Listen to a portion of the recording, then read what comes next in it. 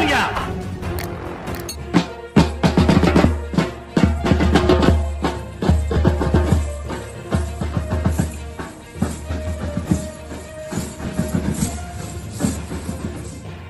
वसईमधील Saint Thomas ICSC शाळेत जागतिक मराठी भाषा दिन उत्साहात साजरा करण्यात आला।